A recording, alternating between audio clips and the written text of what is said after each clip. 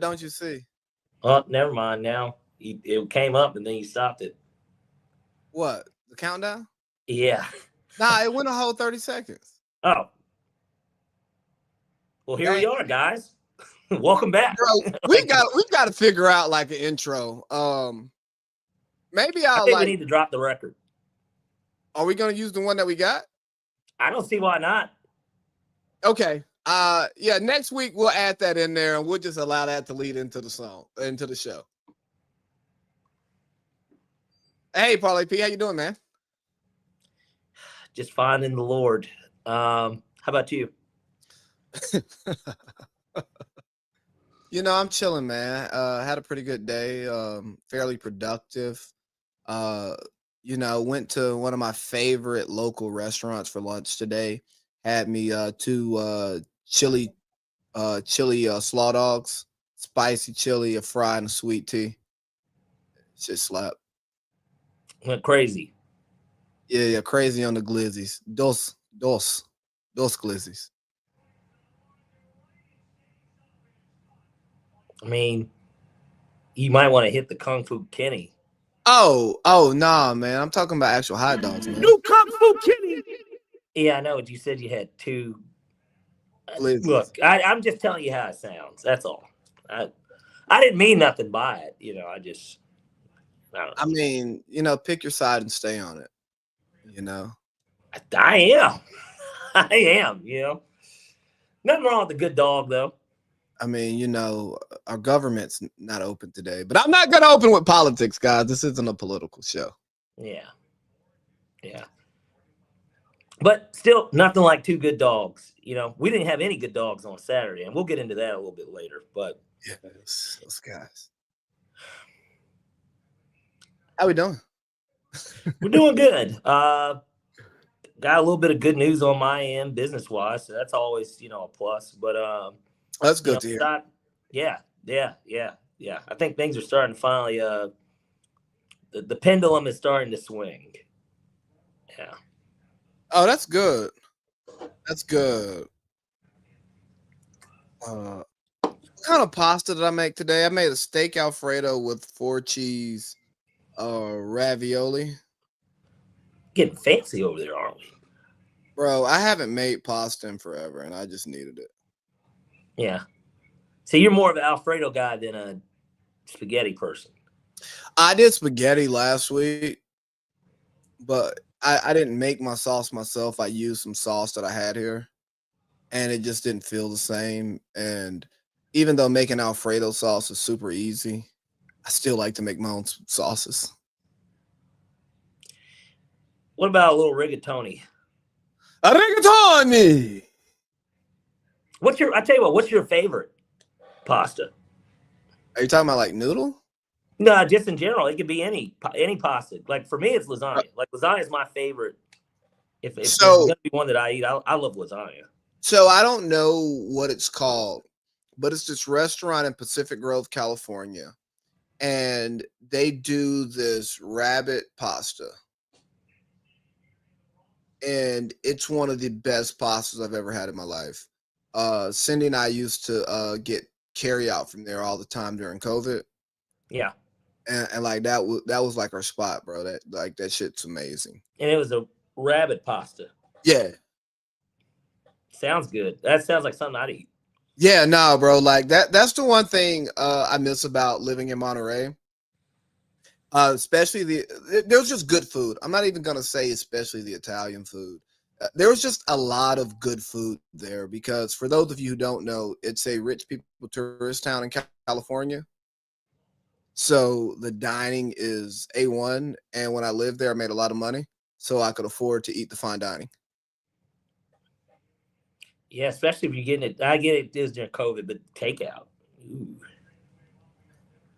I mean, the place was like a mile from my house, so I could set up the in-home date night with the candles and all of that stuff. Yeah, set the table, flowers, bottle of wine. Hey, exactly. Niggas doing the pour, but then giving it and like letting it swish around, and then she has to taste it first, right? Swishing it in her mouth, and then she comes up, and then you pour the rest. Like that's how we're doing it. But yeah, and we're really trying to finish the date night part so we can start drinking the whiskey. Yeah, and then from there, finish the date night. But Oh, we get into that. This is a PG-13 show. Um. Anyways, I guess let's go ahead and get into and what no, we got man, to no, do. how was your weekend? How was your week, dog? Like, let's do something here before we just get into Falcons first. My God. Well, that's kind of a part of the weekend. That's certainly on the tail end of it. But I had a good weekend. I mean, I was with my daughter. Um, I had not had her for 2 weeks. So, because I went to the fight 2 weeks ago, and then last week was her mom's week. And so, um, yeah, it was good to, have her. We hung out, watched a couple movies, made some pizza. Nigga, swimming lessons, Oh bro. yeah, swimming lessons. Yeah, Nah, yeah. you were dadding it up, man. Shout out to you. But Just another day. hey, man, I had a good local village weekend. You know, me and VJ, we stepped out, Village Vets. You know, record live on Mondays. We went to a birthday party. Had an after party after. It was man. Let me tell you what. What What? times, baby shower this weekend, or was that last week? Am I Nah, tripping? that was last weekend. Okay. Yeah, and great baby shower. Shout out to Todd. We looking forward to T3 getting here. Uh, but Terminator. I'm still That's in what they that. call that's what they call those I know. movies.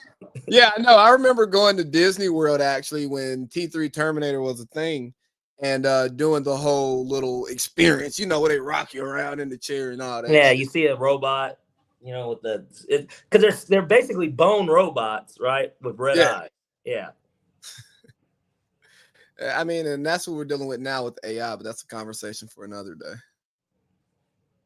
But nah, man, we had a good time, dog. It was nice to reach out and touch the community and be around some people, get some love for the show and the movement, and shout out to those people. Yeah, some of y'all we gonna book for the show, and honestly, some of y'all that we said we are, we ain't. But you know who you are when you don't get booked.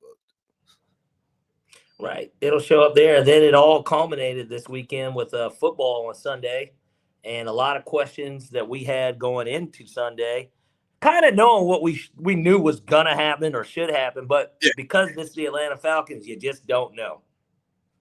yeah, and when you have guys like Zach Robinson calling your plays, you just really never know. You know what I mean? But hey, Guys like Zach Robinson, and then you got a fan base where several.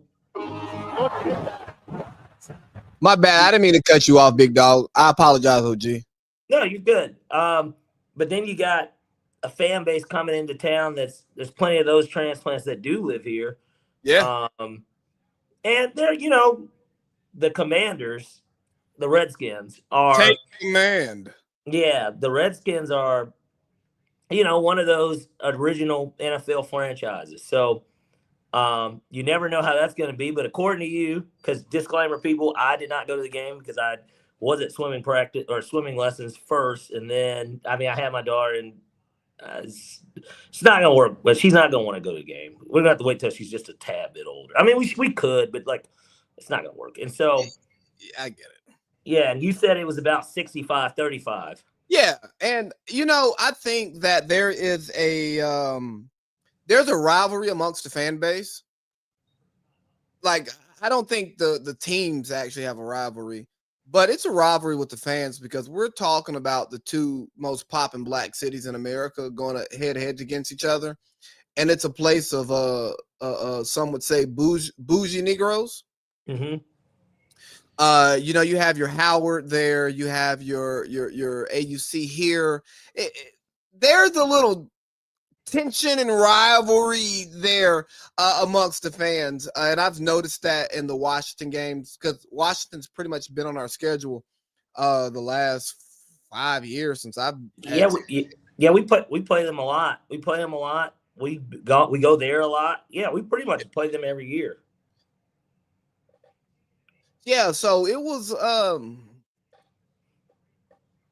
good time. A time was had. And I think that the idea of sticking it to Dan Quinn and Marcus Mariota, it made things a little bit sweeter. But the biggest thing obviously was being 2-2 heading into your bye week, uh, with not only a bye week, but then an extra day of prep for your next opponent, which is the Bills on Monday Night Football, which can be a statement game similar to us being 1-1 last year playing the Chiefs, and then we kind of fell short in that game. But Hey, but we showed promise, and everybody saw, hey, they're kind of right here, like they're maybe next year, and next year is now upon us, and that's why that game is going to be so important. and let's focus on last week. It was also a tryout for Zach Robinson. I don't want you guys to think that because the Falcons won, the offense had a bit more of a kick, that we still want Zach Robinson to be our offensive coordinator. Tyreek is done in Miami, so we know how that season's going. Okay. But Yeah. Zach Robinson, if he was trying out for the Oklahoma State head coaching job, he did a hell of a job. The offense had life. We were throwing the ball down the field. We were running the piss out of the football, using a two-headed monster. Drake London looked like Drake London. Kyle Pitts was clutch. It was the Falcons offense that we want to see every week, and that we wish Zach Robinson would show us every week. And that would make us want to keep him and not send his ass to Oklahoma State and Stillwater.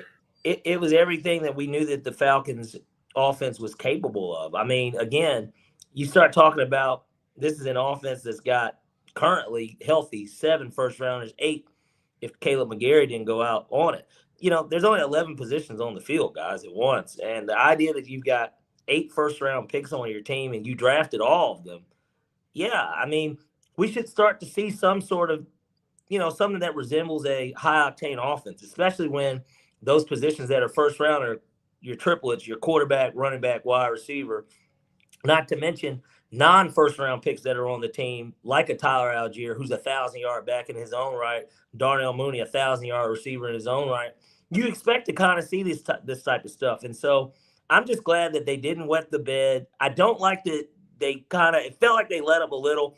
You got to get that stop on that 4th down where Debo catches that ball, and then you got to stop the 2-point conversion too. They should have won that game by 2 touchdowns. Yeah, and that was the thing, man. I don't want to be nitpicky, but you know what I'm saying? But that's really what this is. They should have won that game by 2 touchdowns. Well, I think it's okay to be nitpicky because we are looking at the Falcons as a playoff team, not a team just trying to make the playoffs.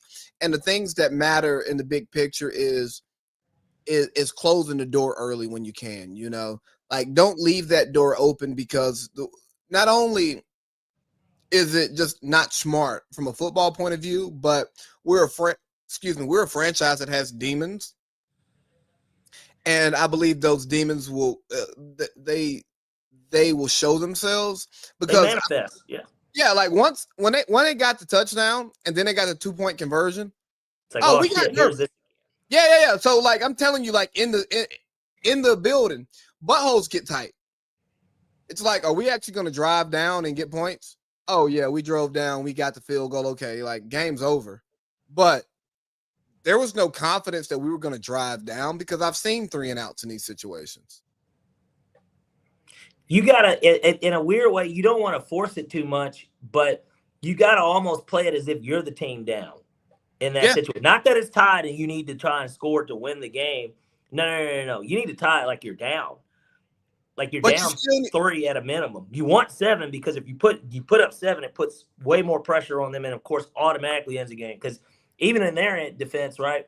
Let's say, we kicked that field goal. Let's say that they got down the field in 30 seconds and kicked the field goal and then got the onside kick. Now what? Or a blown coverage touchdown. Now they're down 3, getting the onside kick.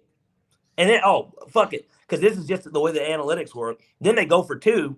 They get it. Now it's a 2-point game. And now you're at risk of losing the game. Yeah. And you're still trying to bleed clock while moving the ball, and you get so caught up on bleeding clock that you don't move the ball, or you get so caught up on moving the ball that you don't bleed clock. And that's the scary thing about the Falcons and just our history as a franchise. Absolutely. But what are we grading this performance overall? Not just the offense. I thought the defense also got some pressure on Mariota. Again, there's a couple of times he made some plays. And I know that in a football game, you're not going to be perfect. I don't expect the Minnesota performance every week, but. And let's be honest. Mariota is a pro. Mariota is a top tier athlete at the quarterback position, and he has a live arm. He's not consistent, which is why he's not a starter. But his ceiling is a really good NFL player, so he's gonna make plays.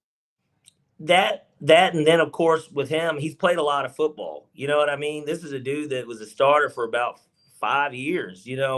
Then he became a backup and played a little in not Oakland, Vegas, and then of course obviously started for us here. He played a lot of football. He was in Philly 2 years ago, been in Washington the last 2 years, and has had to play in games with both teams because guys got hurt, and so. But look, let me tell you what I told the fans, though. I told the Washington fans, I'm like, look here, I've seen Marcus in this building. He likes to throw the ball to the other team. Trust me. Marcus, great guy from all accounts. I saw him on quarterback. Amazing. Loved him. But Marcus, he's a double agent. So I promise you, he's going to give us a chance. And shout out to Xavier Watts. Rook already got 2 interceptions in 4 games. Picked him off. Because Marcus is going to give us one. He can't help himself. Yeah, Marcus Mariota is like the late great Dennis Green said. They are who we thought they were, and that he is who we thought he was. But we didn't a guy that's a backup in this league that, he might jerk you off a little bit, but at the end of the day, he's not going to let you. You're not going to get the bust. New Kung Fu Kenny. It's true. You can't bust off the jerk off? He's going to jerk you, but he's not going to let you bust. Ooh-wee. And keeping it PG-13. Did you see that we have the what's the best yards per play or yards per game in the NFC? Something like that. Yeah. It's and again, I mean, coming into this week, and let me tell you too, actually, before we get into that, what makes this even more upsetting is the fact that Carolina got their doors blown off by a New England team that at best is going to be, middle of the pack, and they, got beat 42-6, and you just ask yourself, man, how come we didn't put 42 points on them? I know that the Patriots don't have the offense that we have. They don't have the running back that we have. They don't have the receivers that we have. The only difference really up there, and I don't think Drake May is better than Penix, but you know what? If you let somebody like Cowherd tell it he is, so let's just go with the national story. Let's say Drake May is slightly better than Michael. No. We're not going to say. Let's just say he is. Let's just say he is. Hold on. But Cowherd said that Sam Darnold is elite. Yeah, and that's when we get up and we do the Mike Tomlin when he just kind of turned his head and left gif. We do the LeBron James picking up his briefcase with the shorts on suit, how he just picks up and gets out. That's what we do when we hear stuff like that. We mind. Don't forget one of the best ones, the Russell Westbrook. What?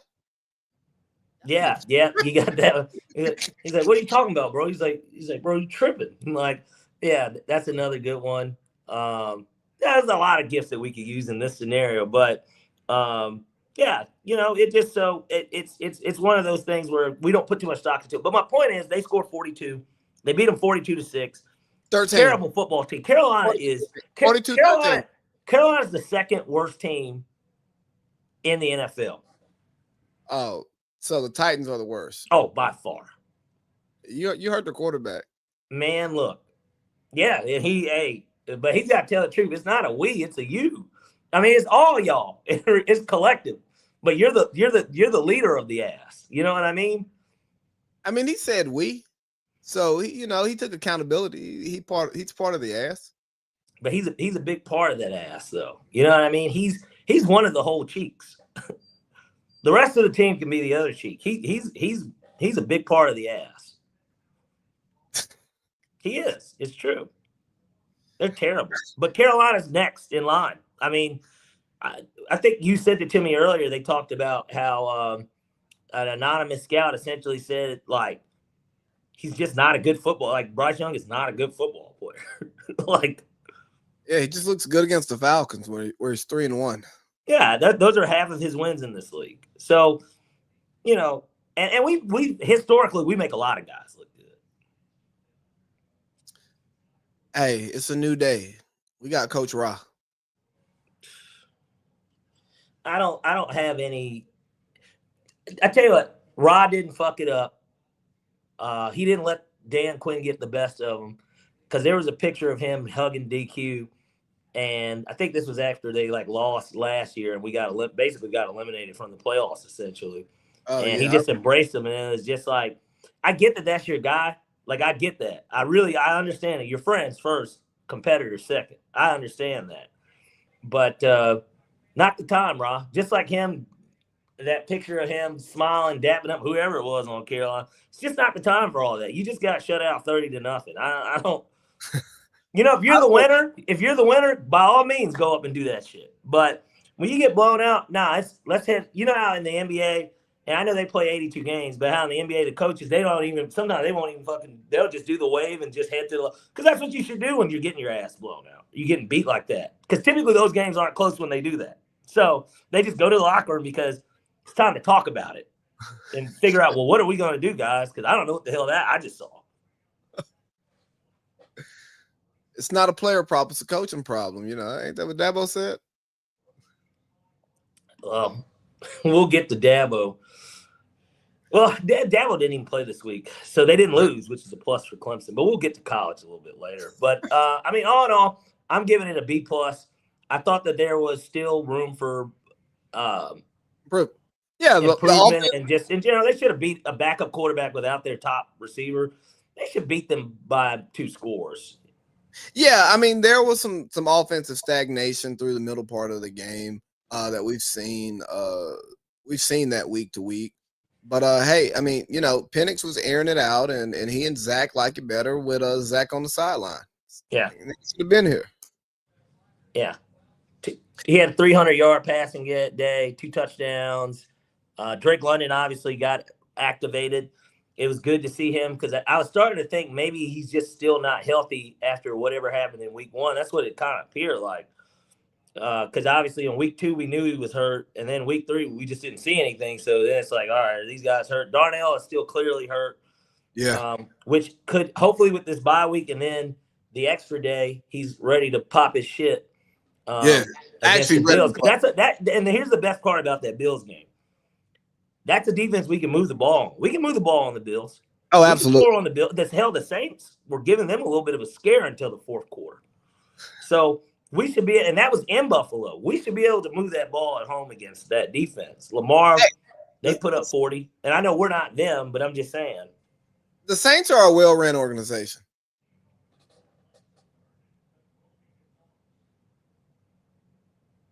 This is where we do that TikTok where everybody shows to their mom or whatever. They're like, here's my friend. And then they're like, hey. And then the girls look, and then they just bust out laughing.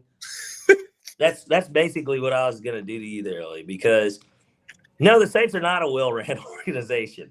They have had their moments, certainly, with Drew Brees and Sean Payton. Without Drew Brees and Sean Payton, doesn't look like a very well-ran organization. Mickey Loomis was there. Maybe it's the absence of Terry. Maybe.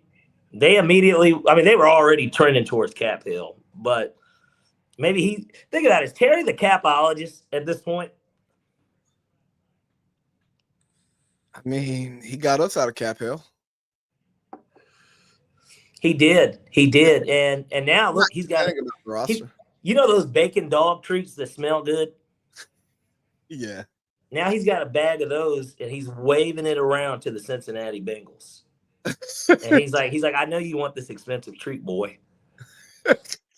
So who knows? Kirk Cousins might be on his way out. We'll see. I think after what we've seen the last 2 games out of the Bengals, they have to consider it. Like, there's no way that they just aren't considering it. They invested way too much into that team to not take a flyer on Kirk Cousins, especially if we're willing to pay some of his money. And maybe they'll look at it and say, well, Russ is way cheaper. We can bring him in instead. He's not good. He might cost less in terms of draft capital as well. Or they could. I wouldn't go for Jameis. I mean, they could. Both of those guys. Think about it. That's the funny part. Both of those guys were in their division last year, and I like Jameis. I think the fantasy owners want Jameis. yeah, because you know that Jamar and T, they definitely gonna get the ball. But if you want to win football games, I think Kirk would be the best option for them. Because if Kirk's healthy, Burrow obviously has mobility, but but the Bengals got a really bad O-line too. That offensive line is bad. Yeah, it's terrible. And again, I know that that's the Vikings and the Broncos defense that you face back-to-back weeks, but both on the road. But yeah, I don't know. Somebody's got to pick up the red phone. Hey man, come get Kurt. He's a small town guy.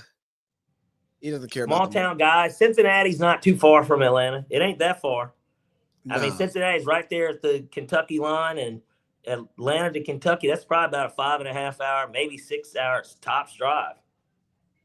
You know what? Let's look and it up. And the flight's probably only an hour. I've made that drive to Cincinnati. A little bit past Cincinnati. I won't say which part of Ohio, but close. It's not close to Toledo, is it? No, because Toledo's by water. Yeah, no. I wasn't in Toledo. You were a big fan of Toledo in your time when you went there, right? Oh yeah, no, we got Liddy in Toledo. Shout out to Eric Boyd. So Cincinnati is 6 hours from Cartersville. So 7. Yeah, that's what I'm saying. It's not that's the drive from Atlanta to New Orleans. I mean, so it ain't that far. Hey man, you should take that drive to New Orleans. I've done it before. I don't want to do it again. I'll just fly there. I don't want to go through all those parishes and the coast. What do they call that coast again? The Gulf Coast? Yeah, the Gulf. Gulf of America these days. But yeah, it is the Gulf of America. I forgot about that. Thank you for reminding me. We want to be politically correct here. Nobody talks about it anymore, but yeah, it is. It's the Gulf of America. But you want to recap some more of the games from this past week? Yeah, because we kind of already have traveled our way into it. I didn't watch the Monday night games. I was recording Village Vets, and the games. You didn't miss anything. Yeah, I know. That's kind of what I was putting out there. Our biggest games this week were obviously Rams Colts. I thought that obviously a fantastic ending to that game. The idea that the Rams were down, they tied the game up, they got the ball back. Thankfully, on the Colts had 2 mishaps in that game. They had A.D. Mitchell twice. A.D. Mitchell, yeah, and so he was the hold on the JT touchdown. Yeah, JT touchdown that could have sealed it for them to win the game. Gets called back. They punt. First play, Matt slings it to Tutu Atwell, 88 yards, I think. Game over. Hey, Matthew Stafford, he's a problem. He is, but you know what? Here's another person we got to give props to. Daniel Jones is for real this year. Yeah, he just is. He's for real. That's a team that we considered that game in Berlin a W automatically on our schedule. It's no longer an automatic W. I was already planning to go to the game, and I'm like, yeah, this is going to be a dub, and it's just like, no, I don't think it is. I'm not saying it's going to be a loss, but that game will probably be a pick 'em by the time we get there in terms of who's, assuming that both rosters stay healthy. The game's probably going to be like a pick 'em. Yes, they might be. And actually, they might be a slight favorite. They'll probably be 1.5, 2.5, 2 or something like that. I mean, because shit, they're 3-1, and they played the Rams, and they played the Rams to the wire. And some could say they outplayed the Rams, and they just had crazy mistakes. Like, especially the AD touchdown that turned into a touchback. Yeah. That's not even that's not like something that just kind of could happen. That's something you don't prepare for at all. And that was about to be his first touchdown, and the jitters got to him. Yeah, he couldn't believe it that point, really, right? Like, Hey, but you know, sad too, because I like A.D. Mitchell. Obviously, his time with Georgia, then he went to Texas. I like A.D. Mitchell, but you know, a great thing about him, or for him, is that Zaire Franklin, linebacker for the Colts, he's he goes on Teague's podcast. He goes on 5:20 in the morning on Tuesdays. So Tiki? Huh? Like you said, you said Teague. Yeah. I don't know why I thought you said Tiki. I'm like, whoa. Well, I don't know what Tiki's doing. I don't even want to know a man personally named Tiki. He's a freak. Tiki loves him some white women, man. Your words, not mine. He does. There's nothing wrong with loving white women. Do you? I've had a white girlfriend. I like all women. I'm just saying, he has a type. Okay. What's your type? I don't have a type. You know, a lot of people would say petite, maybe, but like, Okay. you know, certainly I'm a more of an upper half than bottom half, but I don't discriminate. I'm fans of all women. I like beautiful. How about that? Okay. I was just curious what your type was and if you wanted to put that out there for our audience. That's all. I like them all. If you're beautiful, come on. Okay, so you got a little what's that, little Ray Shrimmer to you? Yeah, I don't got no type. Bad bitches is the only thing that I like. Sure, why not? Yeah. What were you doing when this came out? Watching Josh Holsey get drunk and singing it. Josh was a big Ray Shrimp fan in college. He was. Especially when they play the intro track on that album, the one where it's like lit. Josh, I mean, you know how Josh is. He's wearing either his 3/4 baseball shirt with some khaki shorts, or maybe some jeans. He might have on some jeans, or of course he'll have on like his polo T-shirt. Yeah. He might have on He might have on some Ray-Bans or something. You know what I mean? Or you might have on jeans, the polo tee, some Yeezys, and then have the polo button up, and have the sleeves rolled up. That's newer Holsey. That's kind of more post college Holsey. I'm talking freshman, sophomore. Oh, you're talking Josh in a polo tee, khakis, and Chucks, the blue Chucks. Yes. Yeah, the light navy blue ones. Mm-hmm. Because they're like navy, but they're not like dark, but they're like kind of light, but they're like navy. Yeah, like those, they're not the Crip Chucks. Ray-Bans on, the whole nine. You know, I talked to Josh for about 45 minutes today. Really? Yeah. About what? How's he doing? Well, I guess I got to disclose my conversations with my friend with you. 45 minutes, that's a good little bit of time. I mean, I guess nobody had to work today, but still. Nigga, I talked. No, that's the thing, though. Government shutdown, you still got to go to work. How so? Yeah, no. So like, military is expected to go to work, and I'll tell you, we had they didn't have a continuing resolution yet for like a day when I was in Albany, and I told my people, I said, hey man, y'all can show up if y'all want to. I ain't responding to no emails. I ain't responding to no phone calls. I ain't getting paid today. I ain't working. What was the post office shut down today? Nigga, I don't know. I ain't go to the post office. There's no way they stopped that stuff. Delivering mail. My aunt, her car, she worked at the post office. Her car was gone all day. Like when I left out this morning, she was gone. So I assume she went to work. Yeah. I don't know. But that's not what we were talking about. We were like recapping the games, and somehow you got to talking about Josh Holsey and Ray. You said you spoke to him for 45 minutes. All right. Anyways, let's move on. What were some other games that were pretty notable? The Raiders game and the Bears came down to the end, block kick. John Gruden's pissed. Why do you think he's pissed? They ain't practicing enough. It's obvious. All of these block kicks, that's just showing that the kicking teams aren't getting enough time on the field. Because, you know, in the NFL, we don't want to practice. In the NBA, we don't want to play games. These guys want to make all these millions of dollars, and I support them making millions of dollars. But can you practice and play? Special teams has been a theme, though. It's been an issue, and it's been a theme so far.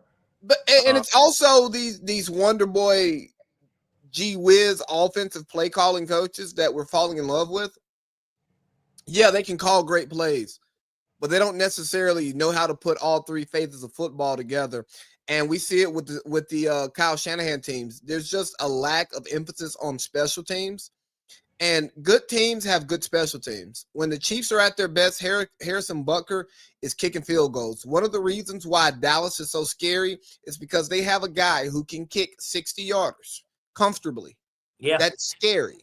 Like, having good special teams matters. With these new kicking rules, having kickers who can kick the ball in the proper zones, that's important. Having kickers who can do proper squib kicks to allow your coverage team time to get down there, that's important. Special teams is just as important as offensive and defense. Yep. And speaking of that, because you brought up Dallas, maybe I know that Bills-Ravens game is so far game of the year, but boy, I mean, Packers-Cowboys was can't miss TV. It lived up to the billing. I did hate how NBC kept trying to sell the whole Micah Parsons thing, but like the game itself lived up to the billing. It was back and forth. It was points. It was great for fantasy owners like myself because I had both running backs. And fortunately for me, Bo Nix took some knees at the end of a game for me to win. Because if Bo Nix didn't take any knees, I would have lost. And we really needed you to lose. We don't like 3-1. Yeah, I know. And guess what? I get Josh Holsey this week. So, and I'm going to kick his ass. I'm gonna whip his ass this week. Like, I want to talk some shit in the group text this week about being the only 4-0 team in our fantasy league. But then I see you. I'm like, hold on, no. Pierce was supposed to get beat. He's supposed to be 2-2. Because I really wanted to talk about the malpractice that Julian Turner is trotting out here every week. It needs to be discussed. I'm gonna send him a deal for Ladd McConkey. I mean, what Julian Turner is doing right now is fantasy football malpractice. And he's not good at fantasy football, but this is bad for him. He got beat by Matt Flowers. He's looking like the Tennessee Titans. I mean, I don't know how else to put it. It's and he never drafts well, but it's even worse when like he's got injuries. Like, think about it. Joe Burrow went down for him. Yeah.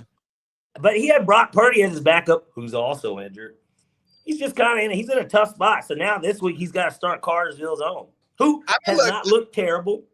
I sent him a deal for Jordan Love, and he just didn't want to bite. He's not a believer. I mean, I sent him some bullshit. Yeah, but he's saying no pack no. I mean, I sent him love for Jameer straight up. I'm like, dog, you need a quarterback. Well, that would have been malpractice, and that trade would have actually been vetoed. Y'all would have vetoed that? Jordan Love for Jameer Gibbs, yeah. Now, it'd be one thing if you sent him Jay Love, and who's your second running back? It's not Achane, is it? He's your first. Oh, Tennessee, Pollard. Tony Pollard. So, and even then, I'd still be like, man, I don't know. I don't think that's a fair trade. Hey, man, look here. Jordan Love.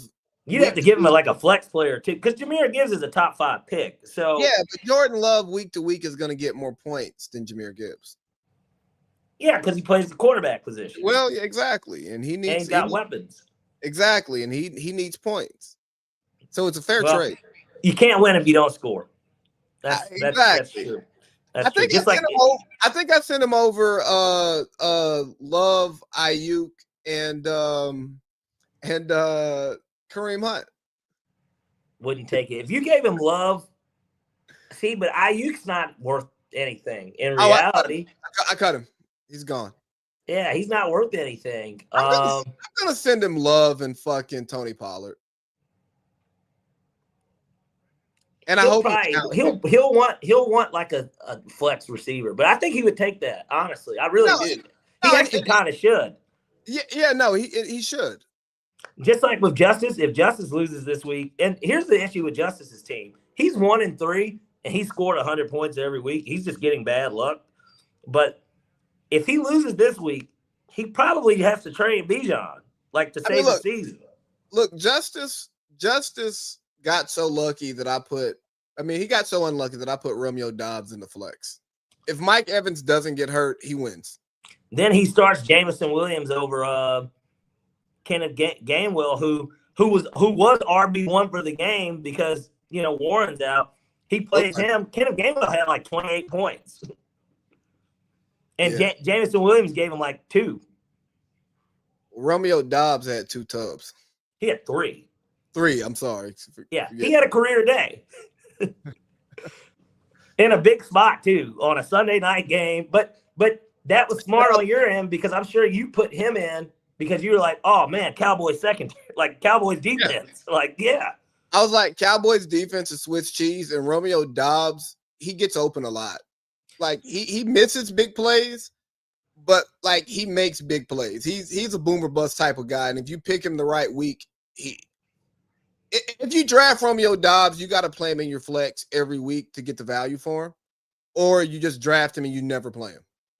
Or you got to use him as a hike up in a trade, like something to where somebody like I'm sure if you tried to trade somebody, Romeo Dobbs, who really needs a receiver this week, they might give you something of value at running back, like a low end flex running back play if you need a running back, right? Like somebody that has potential to be a RB2. If the locker room watched the show, they would have a key into trying to fuck us on trades. Nobody's fucking me on a deal. I do the fucking when it comes to fantasy trade. I'm gonna be the one doing the fucking. I don't get fucked in fantasy. I win our trades. I think I won our trade last year because I went to the championship and I needed a quarterback. And that was the biggest reason I made the trade. I needed a quarterback. And I got who did you give me? I gave you Terry Jettas. Terry just so happened to have a career year, of course. I gave you Mike Evans.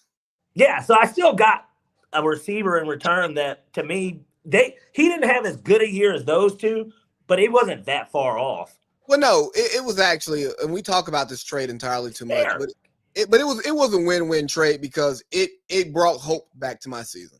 Yeah, you finished with a winning record, right?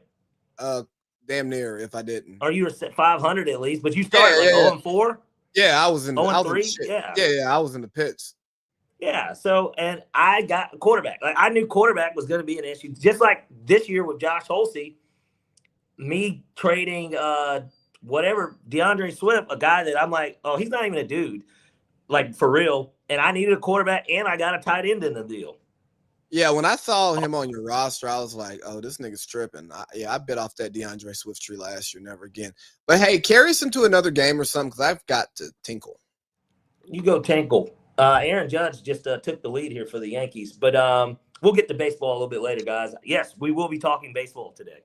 But, no, in terms of Sunday, we had a lot of good action that went on. Lions smoked the Browns.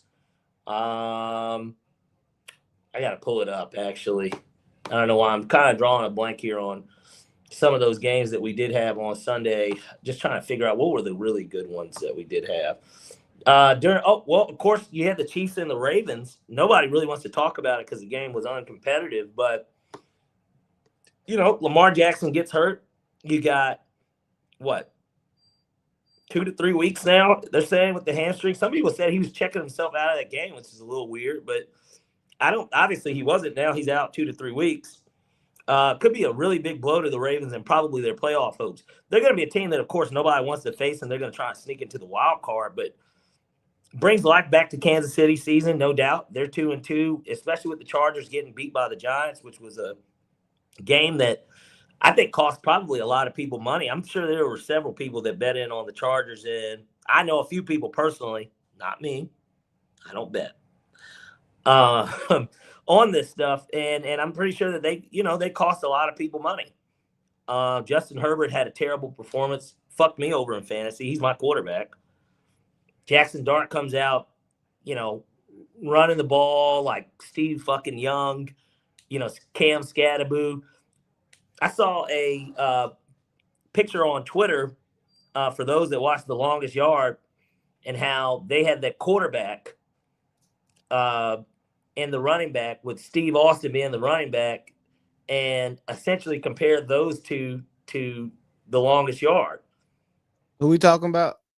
I transitioned from the Chiefs and Ravens and how the Ravens Lamar gets hurt, their season could be in doubt, but they'll certainly be a team no matter what, even if they drop one of their next two, to where they can make a run and become that wild card team and get in because, It'd be hot playoffs. Yeah, but it also breathed life into the Chiefs season by winning that game, especially with the Chargers losing to the Giants. But then I correlated the Chargers-Giants game because Jackson Dart looked like fucking Steve Young out there, the way he was running the ball. And Cam Scatterboo, those two combined were basically like the longest yard, where Steve Austin was the white running back and they had the dude at quarterback, the guards. Yeah, and there's a picture on Twitter I saw where they said Cam Scatterboo and Jackson Dart. So, that's how the white man runs the football. Yeah, I didn't watch any of that game, so you have to tell me about it because during that window, I was at the Falcons game, obviously. Yeah. I was talking about how that game cost a lot of people money, and I said, not me. But it did cause a lot of people money. It did. It really did. Justice was, I think he had a $38 parlay. He would have won $2,000 if they had won that game. And so, it's tough. It's tough, though, because you go into it. The idea is that a West Coast team traveling to the East Coast is always tricky. But when it's the Giants starting a rookie quarterback and it's Jim Harbaugh, the expectation is they'll win this game. And then let alone the stuff that we find out in the game, right? Like Malik Neighbors gets hurt first, second quarter. So now you're down your best player.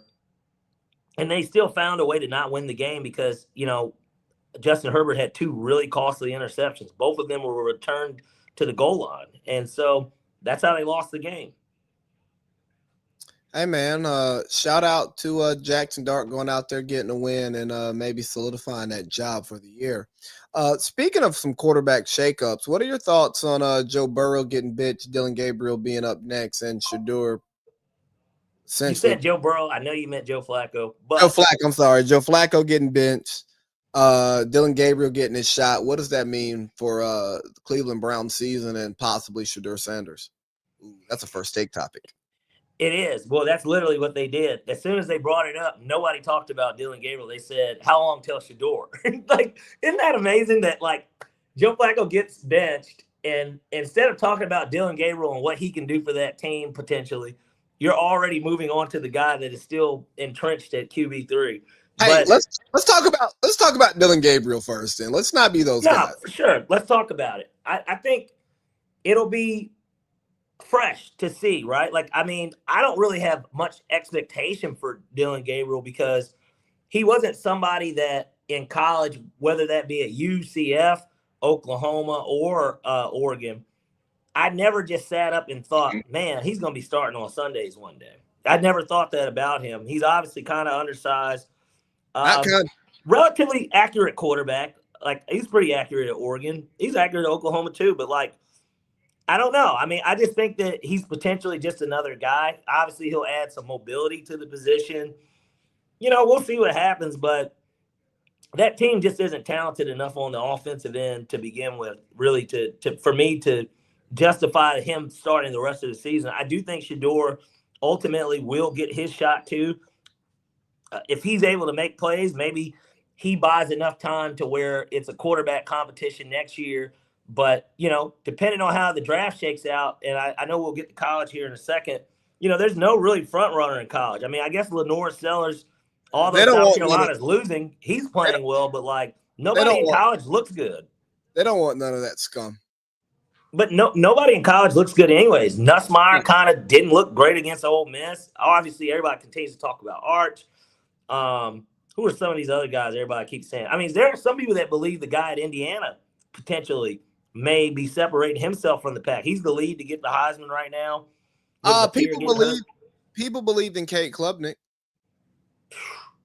The latest, how people do the way too early after post week 4 draft mock. Man, they don't even have him in the first round anymore. Hey, shout out to Carson Beck building back that equity. He'll be a flyer guy just like Dylan Gabriel. He'll be a third-round guy. Somehow give him a shot. He might start some games. I think Dylan Gabriel will run the offense the way that Kevin Stefanski tells him to. And I think Kevin Stefanski is more comfortable with that because he feels like he can manage it. Mistake-free football. Exactly. And here's the other thing. They've got a budding star in Quinshon Judkins who, despite, losing this last game and beating Green Bay the game before that, he's ran the ball really well. And I've been the beneficiary of that in fantasy, so I know.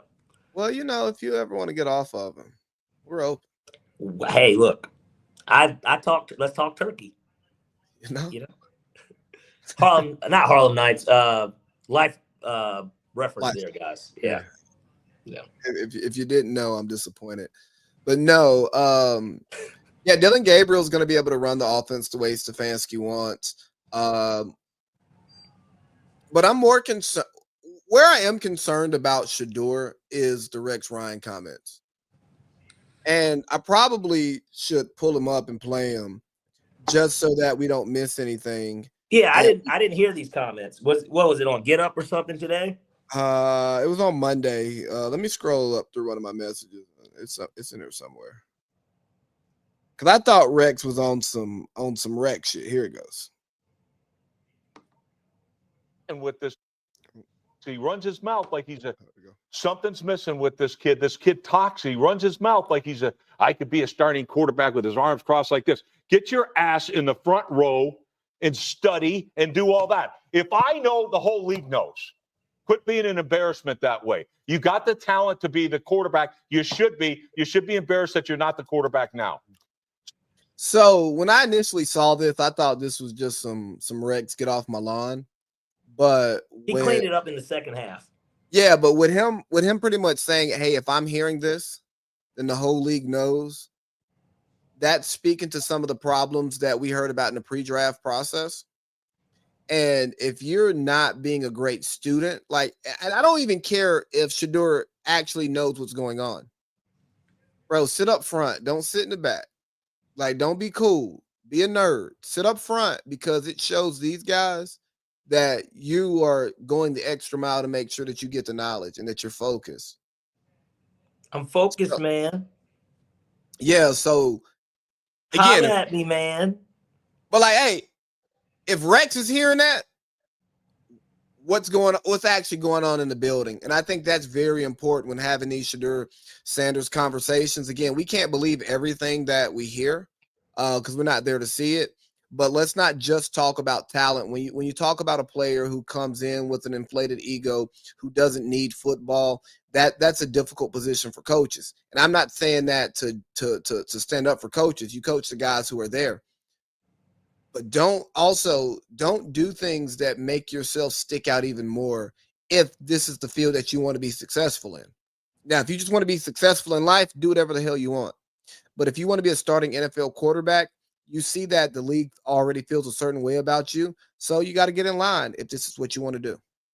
Well, you would think that even Prime himself is telling him, hey, man, soak up that knowledge. Not that he should have to tell him this, but soak up that knowledge. At the end of the day, Flacco made over $300 million playing quarterback in the league. I'm sure Shedeur would like to be in that same realm, if not greater, especially with the money that quarterbacks are getting today. But on top of that, Joe Flacco's done it. He's won the Super Bowl. He's been the MVP of the Super Bowl. He's a guy, granted, he hasn't been a Pro Bowler, but Joe, I'm really surprised he's never been one. But Joe's a guy also that was in the room, got benched for Lamar Jackson, right? And he's had to be a teacher at one point for him in his career. I would be soaking up knowledge from a guy like Joe because this is probably Joe's last rodeo, I have to imagine. He's probably going to want to go home and play with his kids, I don't He's think 40. Yeah. I don't think that, he'll be there that much longer. And, there's no telling if things do kind of go well or however it goes, it could still be you and Dylan basically having a quarterback battle next year. And maybe they do bring in a veteran, but it won't be Joe Flacco. It's not going to be somebody like him. So it's just soak in all that knowledge, man. Listen to Kevin Stefanski because he is a two-time coach of the year. These are guys that have done things. Maybe Deshaun will be there. I don't know what Deshaun's role in all this is.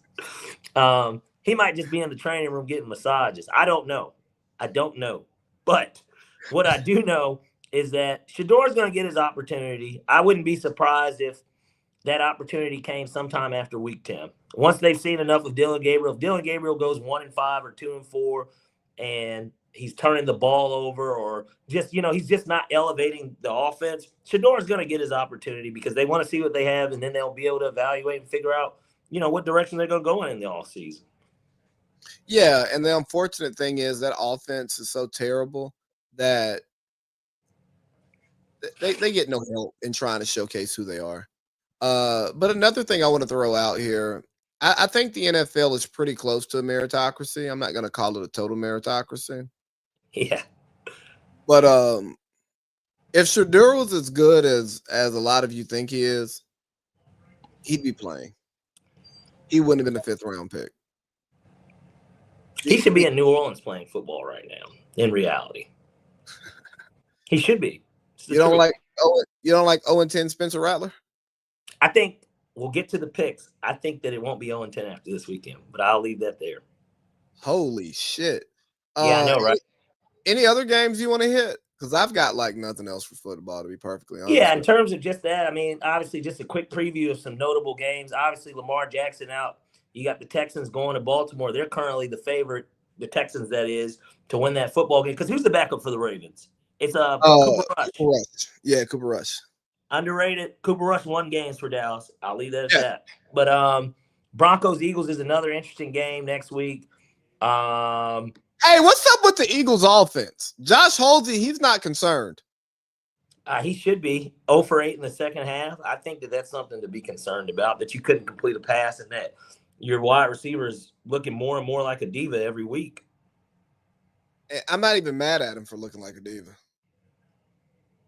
I'm a diva. I'm a diva. No. Diva is the female version of a hustler. Right. And then, of course, the track. which we'll get to it once we get to the picks, of course. But the game I've probably got circled that I'm most intrigued to see is Chiefs-Jaguars, honestly. I want to see if Liam Cohen's for real. And final thing, since we are on the Jaguars, we didn't even talk about this. I didn't put this in pre-production, but Robert Saleh and Liam Cohen, all because he says that he has a legal way of stealing signs, turns into death threats. Why do you think that is? Fragile male ego. I don't know. It sounds a lot like that WNBA shit, and maybe that's how we seg into that. But that's the kind of back and forth I'm hearing. But like, I say fragile male ego because Liam Cohen didn't like Bob Saleh dry snitching on him, right? Right. And almost questioning his methods and his ability to coach. So then Liam sees him, and it's like, hey, yo, I got to check this nigga. Yeah, he Will Smith him. He said, keep my name out your fucking mouth. And Bob Saleh is like, who is this little fat ass nigga talking to? Yeah, Bob Saleh turned into a football player real quick. He's like, well, come over here and do something about it. Like, I would end your life. Bold statement to be making on a football field. What the Jacksonville media said, they caught it on the hot mic. Hey, I'm just gonna say allegedly to cover our asses. I hope we don't get sued like how Ray J is, but I don't know. We'll move on. He deserves it. Let's get into some college football, though. No. We are still on the NFL, actually, real quick. Bad Bunny in the Super Bowl. Thoughts?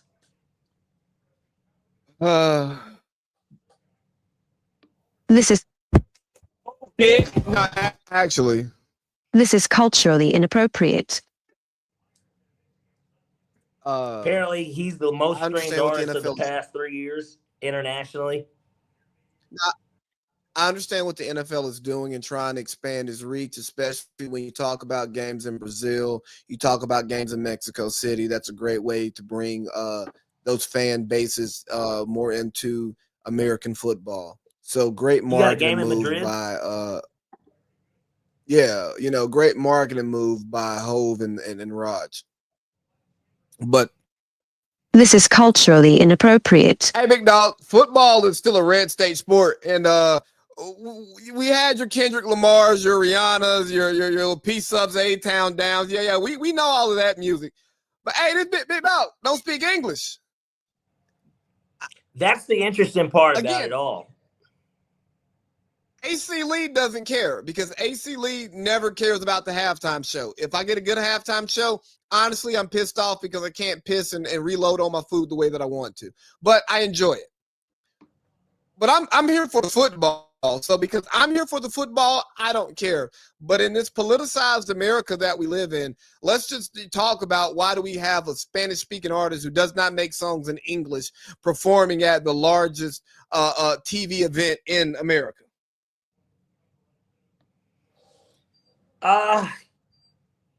It's funny.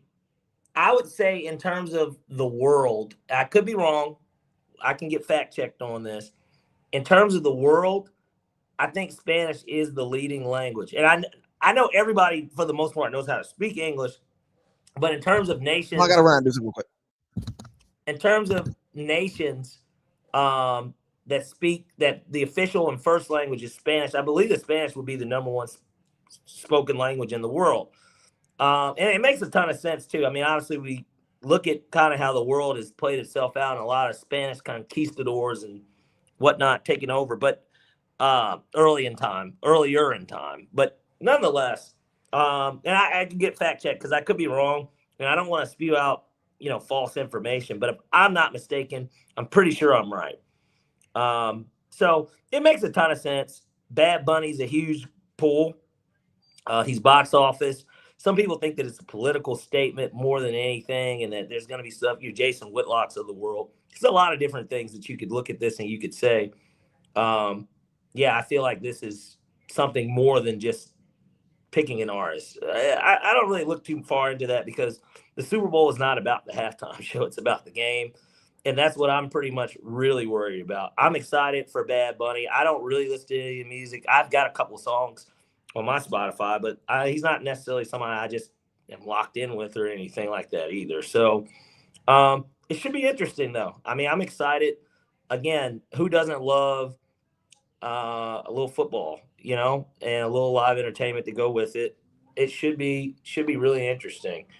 But while I've got everybody here, since Lee has got me,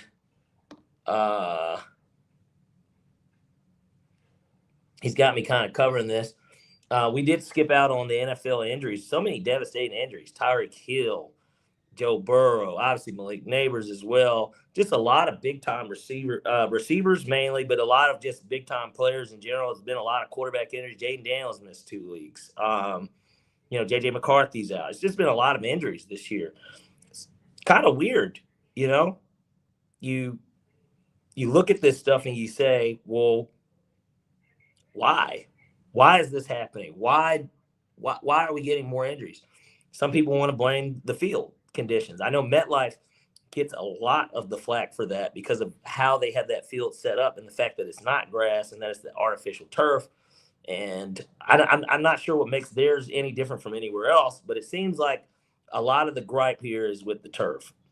And we just are seeing a ton more injuries, it seems like. And it's, it affects your fantasy football, affects teams' outlooks, affects teams' futures, and just the product on the field. But it should be pretty interesting to see how everything continues on, even with that.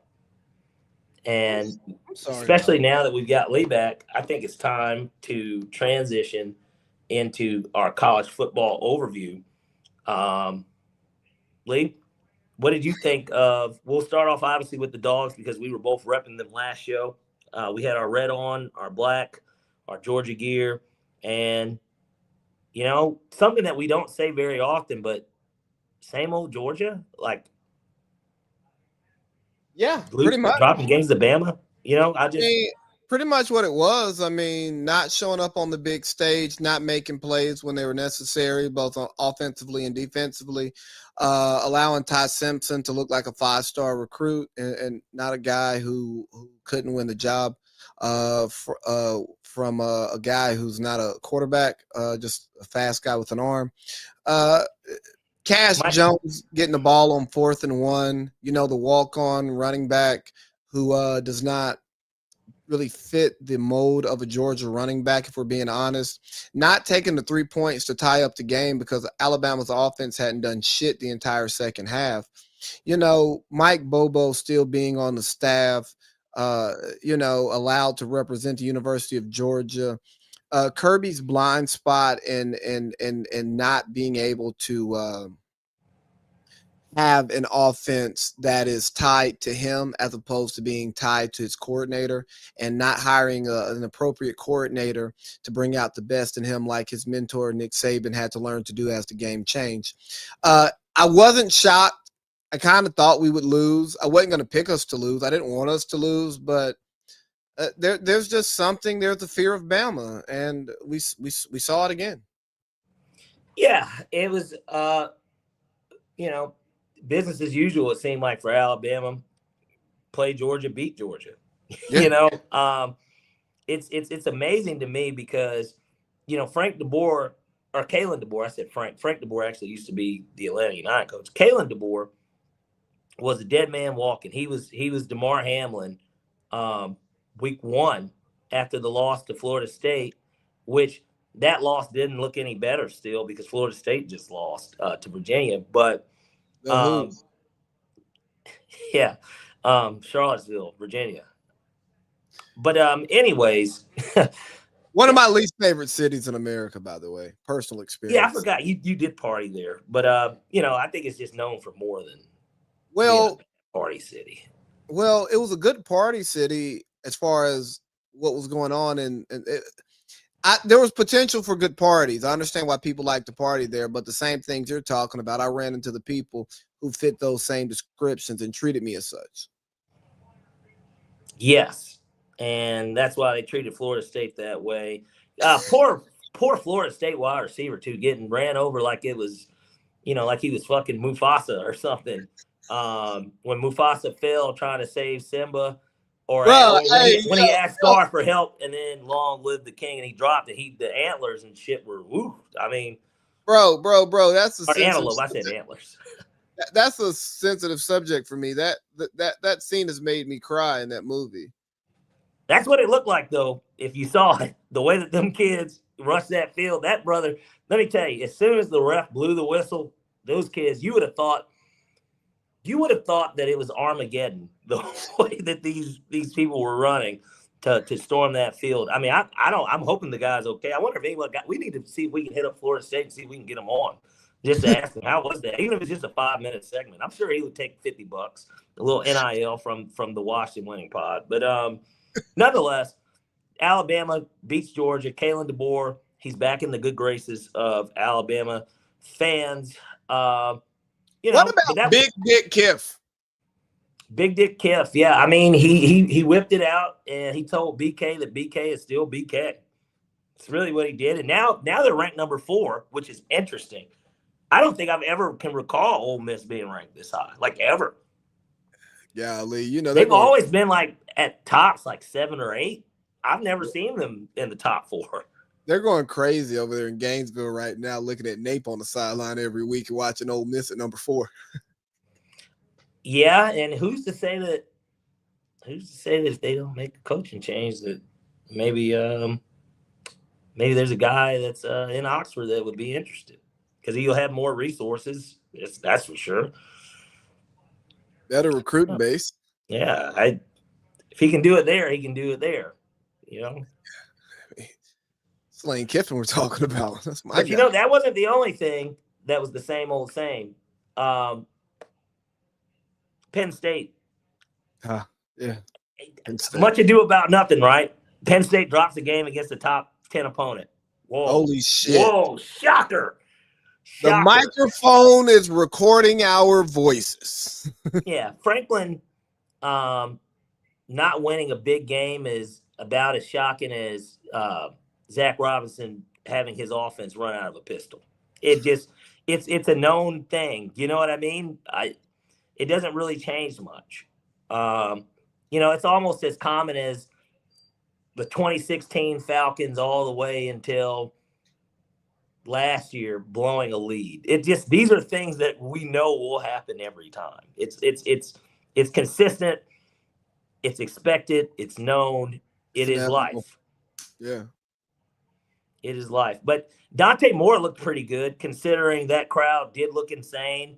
I know there are a couple people that feel like, man, I think he's a redshirt sophomore, but which I guess would make him eligible to come out. A lot of people think that his stock is the one that's rising and that he could be the guy that maybe would separate himself from the pack and be that next franchise quarterback in the NFL. He was very poised. I'll give him that. Like, he never seemed rattled.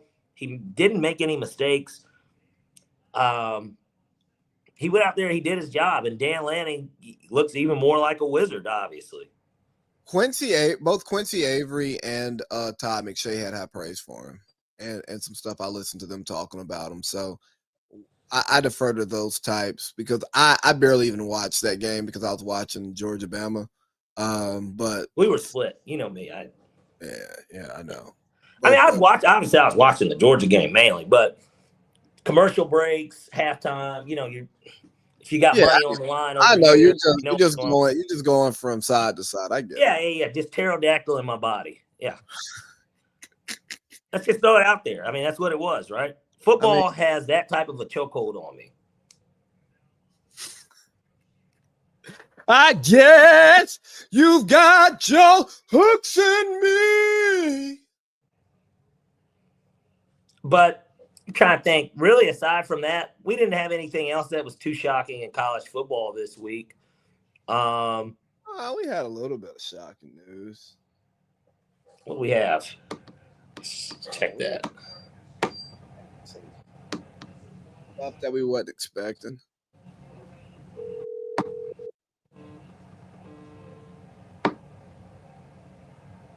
All right, we are here on the Paul Feinbaum Show. Caller, who is it? Hey, Paul. Adam from Athens again.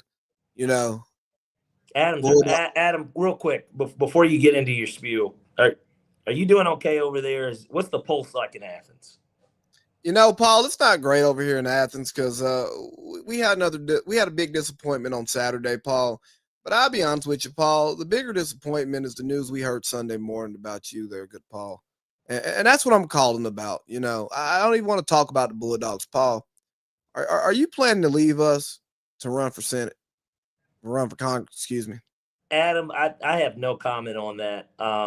I talk football on this program. I don't get into politics. If you want to talk politics, I'm sure Rush Limbaugh or any of those types over at Fox will take your call. But hey, Paul, Paul, be sensitive right now. We're going through tough times. We lost our voice. Well, and I believe that that there does need to be a voice, and maybe that'll get addressed, especially in the state of Alabama. I've heard rumors that Bruce Pearl was potentially going to be doing it, and I have no further comment in regards to myself on this, but Paul, can I tell you what I want to talk about is how the Alabama Crimson Tide did it again. Kalen DeBoer went into Georgia. He stopped the longest home win streak in college football, something that dated back to COVID. I don't understand, Adam. Can you tell me just a little bit more about Kirby Smart and what type of game plan he had? Why was Cass Jones running the ball on 4th and 1? Why didn't he kick a field goal? Why is Alabama sending out a left tackle to catch a screenplay and he's picking up 18 yards? Paul, I'll answer your questions, but I just want to let you know whatever decision you make, we support you, Paul Feinbaum. We here in Athens, we love you. We listen to you every day, and if we can't hear you on the airwaves here anymore, we'll be happy to know that you're representing the good people of this great country, America, in the halls of Congress. So we'll keep it respectful. You don't have to respond, but I'll get back to football, Paul, because I know I'm taking up a lot of your time. Paul, it's Mike Bobo. It's the stench of Rick. And Mike Bobo still has it all over his body. And Georgia won't be right until we get the stench of Rick out of the building. So until Kirby Smart decides to actually put his nuts on the table, like we know Coach Smart to do, and get this son bitch out of here. Excuse my language. Get this guy out of here. We're going to continue to struggle in big games because this is just taking us back to the Rick years. We know this feeling before. We've seen it. Well, and Adam, and I appreciate your call. We're about to go into a commercial break here shortly, but it sounds like to me, Mike Bobo is, if I had to compare it to a situation, and it's the same thing going on in your great state of Georgia with the Atlanta Falcons, it sounds like Mike Bobo is Rich McKay. These are just the things I've heard in the pro circles. He's somebody that just remains, and everybody continues to see the same thing, and nobody seems to know where it's coming from, but they're the constants and why winning is not happening. If things get ugly in Baltimore, maybe there's a chance that Todd Monken returns, but certainly Kirby has got to keep his eye out for a new offensive coordinator. I know that there was talks about Bobo getting tossed last year. Some saying it was a health concern. There were a lot of different rumors that kind of went out, but I don't start rumors. I just talk about them. And Paul, this right here, you comparing Mike Bobo to Rich McKay is exactly why we need you in the Hall of Congress, because you get the big picture. You understand things, Paul. You understand. Thank you, Adam. We're going to go to a commercial break. Hey, man, you think Feinbaum's really running for office? I think that report wouldn't just come out if it didn't have some sort of, there's smoke to it. I don't know how serious he is, because I'm curious as to what ESPN pays him, because he still does his normal show, right? But then he does the ESPN. So what do you think Paul gets to do that? Plus he does, he does the car wash sometimes himself. You think Paul's breaking in $500,000, right? He's getting $500K from ABC. I feel like he's probably getting a meal because his radio show is, well, maybe not all from ABC, but yeah, it's but I'm saying from ABC. Oh, yeah.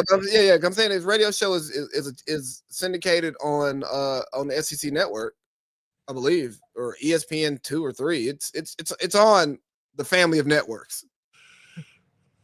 It's also a podcast, a radio show, and he obviously does numbers on the actual radio show because niggas call. Oh, he's the voice of the South. Yeah. He's Jim Hart in wrestling. Jimmy Hart. I hope he's just trying to get a little pay raise, get some of that cheese that Steve is stealing. I was about to say, that's actually literally what I was about to say. I said, he said Steve's doing it. He said, fuck, I can do it too. Shit.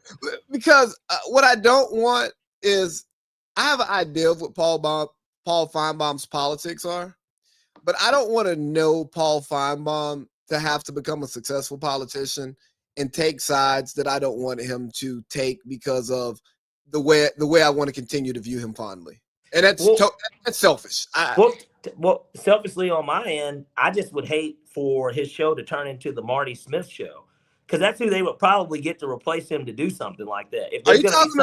Are you talking about douchebag, slick back hair, faux hawk, beard?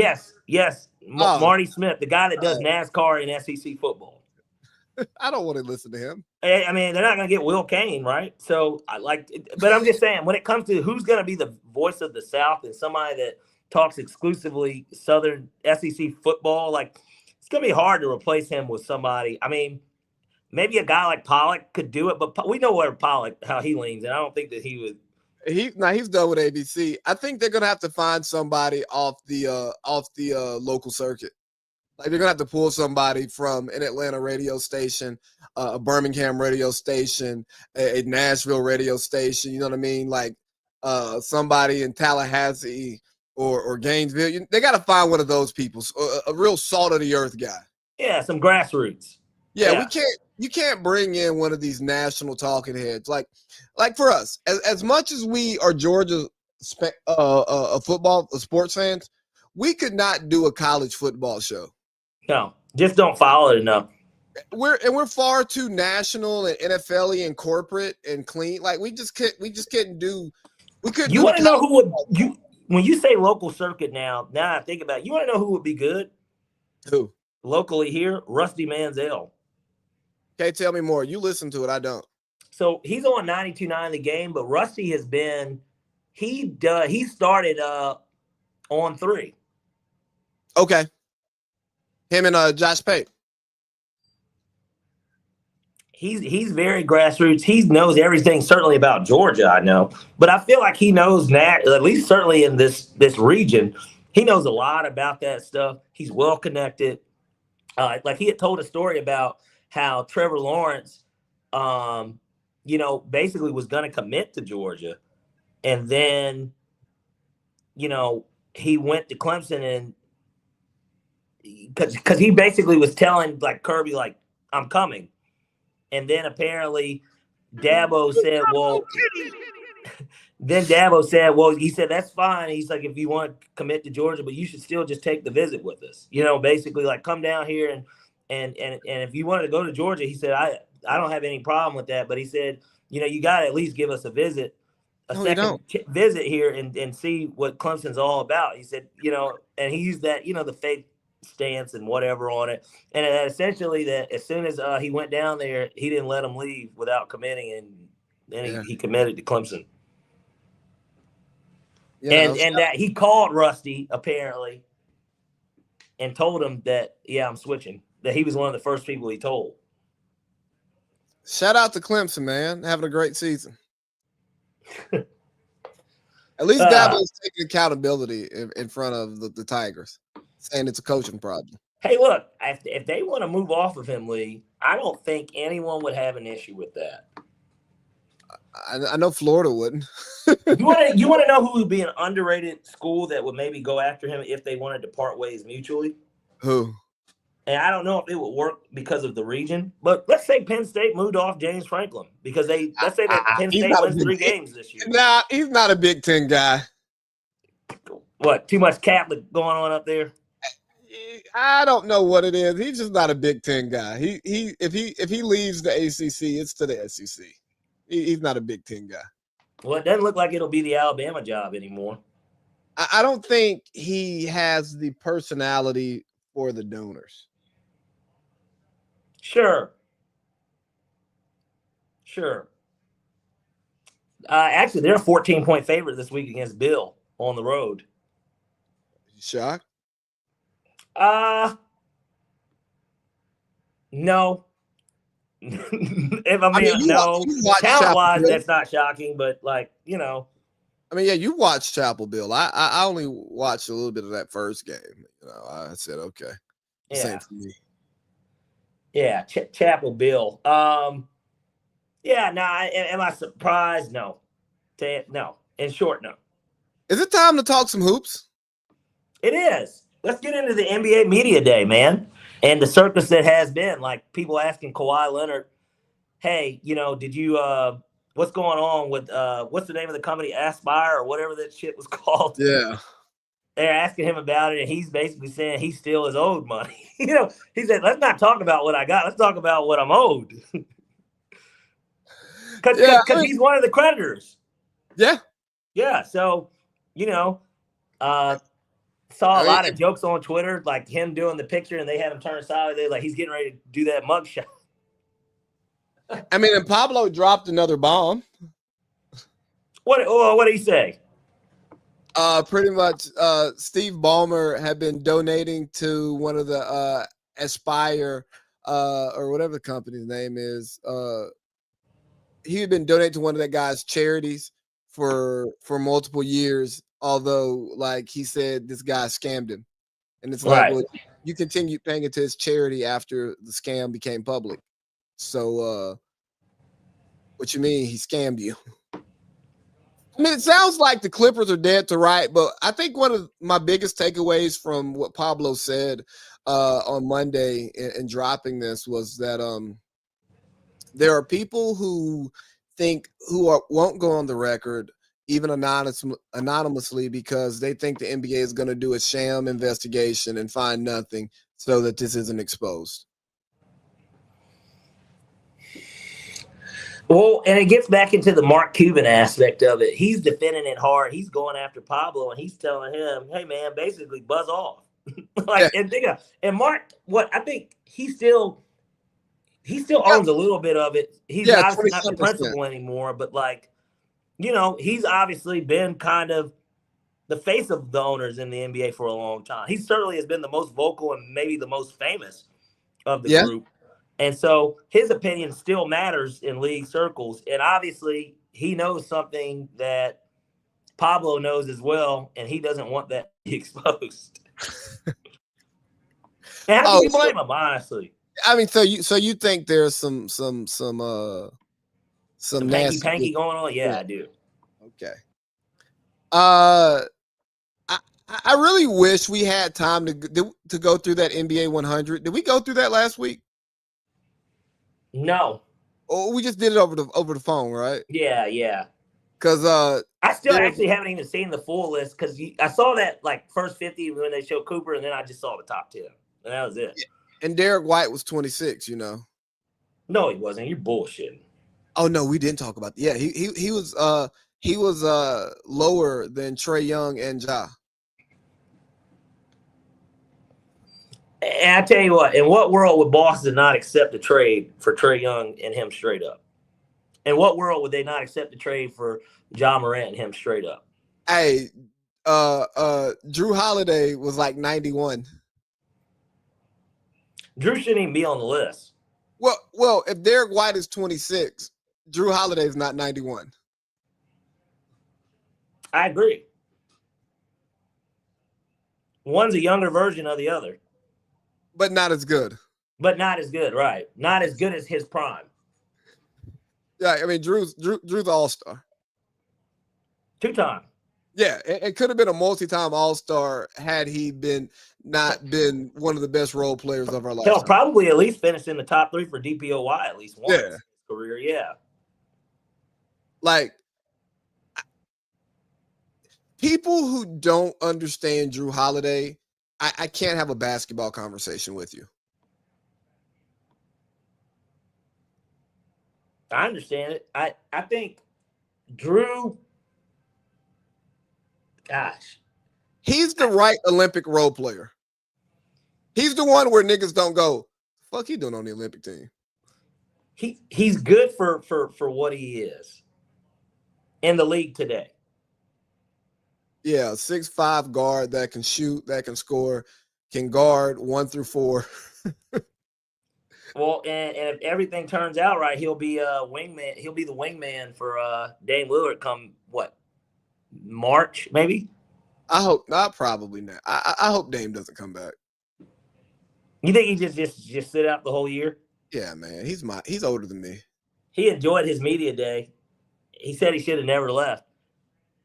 I mean, yeah. Sometimes you got to leave home to realize how much you love it. That's what you got. That's what I be trying to. That's what I used to try to tell women back in the day. Baby, I got to leave you just to make sure I love you. Yeah, that sounds like a crock of shit to me, Lee. I never said that. No, I know, but I'm saying just in general, it just sounds like a bunch of BS. I mean, do you really know how much something matters to you until you don't have it? I guess you never know what you got till it's gone, huh?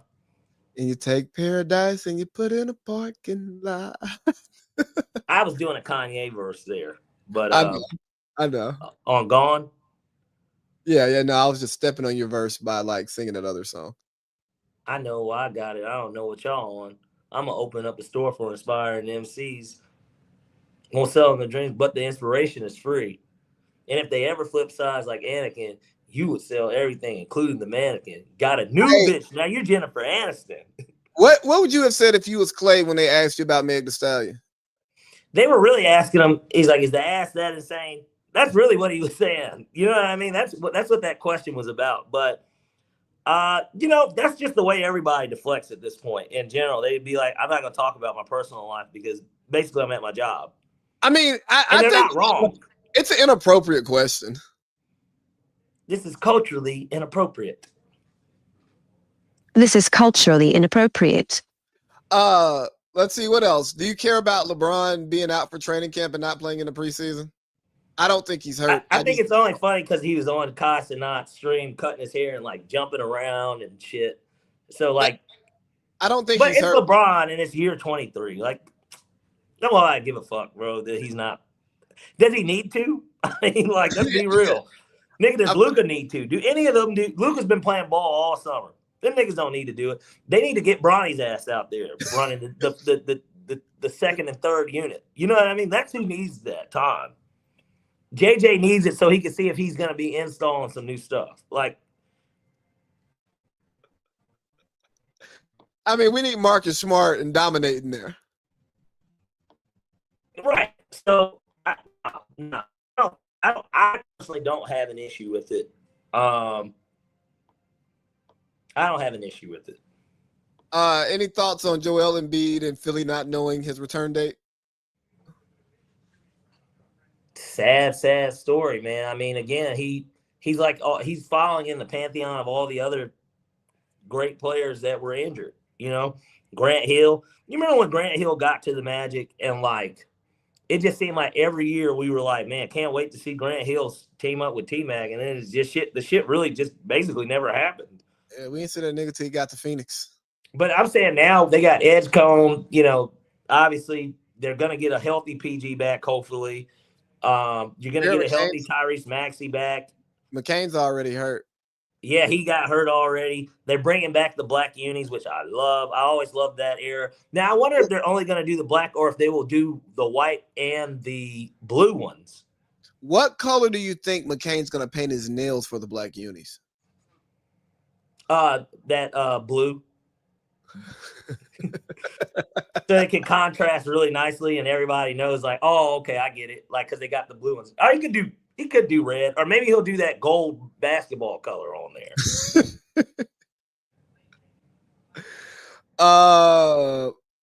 Thoughts on the Warriors bringing in Al Horford, Seth Curry, DeAnthony Melton, GP2, and Jonathan Kuminga pretty much fucking himself with his contract. Anything on that? So, in a weird way, I think that they made it a tradable contract is really what that was all about. Okay. Like, to where they're not going to be able to swap for, in reality, like, let's say they got Paul George, right? Let's say that they traded the nigga to Philly for Paul George straight up or something like that. I think that they were in a tough spot one way or another. And clearly they just didn't think Malik Monk and a first-round pick from the Kings was enough, which maybe it wasn't. But, like, I kind of like that more. You added a piece to a Kings team that is 1,000% going to be fighting for a play-in spot no matter what. And he gets to kind of go thrive and see if he makes more money in a situation where, you know, DeMar DeRozan is really the only. Zach LaVine? But, well, LaVine, though, he's a 1-2 as opposed to DeMar is really a 2-3. But he would have been a steady 3-4 for them because, you know, you're going to be playing Sabonis probably at the 5, I guess. And I know they got Keegan Murray, but, like, Keegan Murray hasn't lived up to being a 4th pick. He's not a bad pro. He's just he hasn't lived up to being the 4th pick in the draft. And so, I don't know. I would have liked the idea of Malik Monk, who was really kind of the front runner for 6th man of the year before he got hurt last year, and a first-round pick, especially if it was unprotected. I would have liked that. That would have been a good deal to get off of him. But at the same time, I like the idea of him coming back too with Al Horford. Think about it this way. What's that starting lineup? We're talking Al Horford, Draymond, Jimmy, Kuminga, Steph. Nah, I don't think Kuminga's starting. Who do you think gets his spot? Pods. Fuck Pods. Pods is coming off the bench, man. He's a I wouldn't be starting Pods. I think this is gonna be. Here's what's gonna happen. Either Kuminga is gonna play really well, and then they're going to team option him, and then they're gonna bury him the next year so he doesn't get paid, and they can drop down. They can try to lower his value and keep him for less, or they're gonna bury his ass and try to trade him. Either way, I think he's fucked. He probably is, but the thing is that they want him to do well if they do want to trade him. That's the thing. That would be the thought. But for all intents and purposes, it appears that they have no desire to want to see him do well. Right. Just watching the way that he was played, and I understood after the injury when Jimmy was there and they were hot, you can't really play him. But even in the playoffs when they were taking injuries, it took them forever to start playing him. And no, he was not efficient, but he was productive. He was productive, but the thing is that you have to use a guy like that with that type of size and athleticism. He should be a player that you want to kind of run your offense through a little, a la how Jalen Johnson kind of like you run your offense through Trey, but Jalen Johnson really is kind of who the Hawks run their offense through. Hey, Like, but Kuminga had like a similar deal to Jalen Johnson, the long-term deal that he didn't take and probably should have taken. well, that's a him problem though. Yeah, he should fire his agent. Let's see. Let's get to the W though, because I mean we got about 25 minutes left. I think it'd be fitting to talk about, the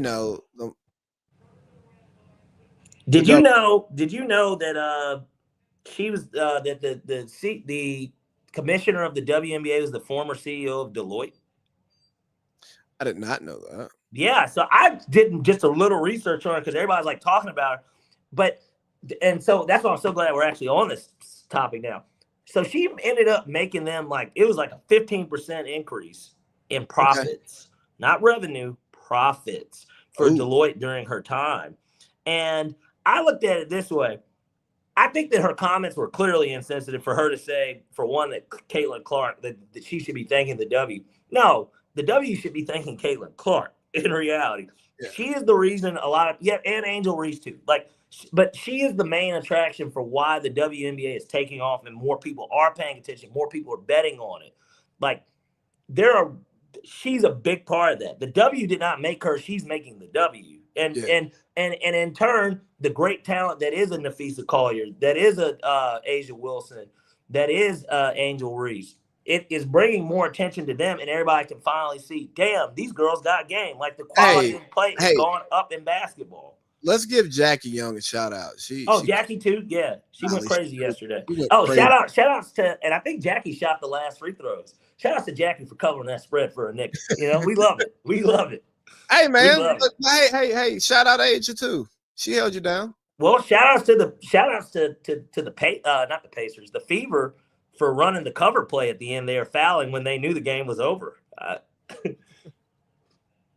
Hey, but speaking of which, the Vegas Aces beat the Fever, the Indiana Fever in Game 5 in the semifinals of the WNBA championship tournament. In overtime, no Caitlin Clark, no Sophie Cunningham. Let's focus on the losers first, man. Did this show that Indiana had their mind right in the way that they built out that roster to be able to perform with or without Caitlin and trying to build a quick contender? Yes and no. I think that was something that a lot of people didn't pay attention to even last year, was that the talent around that team was actually pretty good. And I mean, obviously they added a couple more pieces. Think about it, DeWanna Bonner was on the team too to start the year. She had to go back home to mommy or daddy. I don't know who plays with you. Mean the HD? Hey. It's going to be a competition. The lineup is set for the top dog in the WNBA. Look, we'll see. We'll see how it goes. I can't wait till we get that encounter when Chelsea Gray goes to the hole and they meet each other not at the rim, but at the net. You said it, not me. You said it. You said it. I didn't say it. You said it. You set me up, man. You set me up. I didn't set shit up. But do you want to talk about the WNBA or do you want to talk about their mess? No, we want to talk about the mess. All in all, I mean, I think Mercury, Vegas should be a decent series. I like the Mercury to honestly win in 4 games. I think they're going to steal one in Vegas and then they won't lose at home. That's what I think is going to happen. But I got Vegas. It's just Asia's going to end it right. She's the best player on the floor, right? But and Jackie Young, again, another fantastic player. Chelsea Gray, fantastic player. Players like Jewel Lloyd have to show up for them to win that series. Jewel Lloyd's got to play well. Yeah. She's got to contribute because for the most part, you're going to get Alyssa Thomas. She's going to bring it. You're going to get Satu Sabla, who's going to bring it. Kalia Cooper is going to bring it. They're going to play well. Sammy Whitcomb, the rookie white chick from overseas. I don't know what country she's from. She's a shooter. Sniper. She's a sniper. She'd be out there kirking. Nah, for real though. For real. She looks like, Man, I hate to compare it to another white boy that can shoot that thing, but she's like Kyle Korver with the shit. I mean, she kept him in that last series. Yeah, she you maybe don't get the instance where the coach is out there saying fuck you to fans and fuck you to the refs and making all this hay if they don't blow that game, because they might sweep them in a weird way. You know what I mean? Yeah. They might have swept them in reality. So, you know, I've got to take. I've got an issue with Wayne. I sent to group text with him. I don't know if I told you he's not available on Wednesdays. If I didn't, I meant to. Oh, I reached out at all, even if it's a phone in. He said he could phone in. We'll take him on the phone. We have to get him for the next show. Okay. To do, because the W's wrapping up anyway. So, and then I want to hear his thoughts on the collective bargaining agreement, how he thinks that this should be handled. I mean, I'm sure he's going to say they need to get paid. I think we all agree they need to get paid more, but what does that look like? I think he'll disagree with us. But look, I told him. Hey, what are the odds on that? Minus 5,000, Lee? I mean, come on. But I told him yesterday, I was like, I really like Jackie Young's game without Kelsey Plum on the floor. Yeah. And he did not believe that I was talking about basketball. And it really hurt my feelings because I actually watched the good teams in the W. Well, Lee, what do you expect? You're Pig. So naturally his first instance is pig shit. Come on now. I'm offended. You should be. Well, I'm the furthest thing from a pig. Pig. But Nafisa Collier, she came to work and said, fuck my boss and my boss's boss. Yeah, I'm gonna tell all the shit that I was told because I'm an executive for the rival league and we were having rival league conversations, but now I'm going to disclose it as a player because you was talking too much. Yeah. I mean, look, at the end of the day, Fee had every right to say what she said. I think that she would have said it regardless of if it was the exit interview, because I didn't realize she's like the VP of the Players Association. Yeah. So she's like Chris Paul.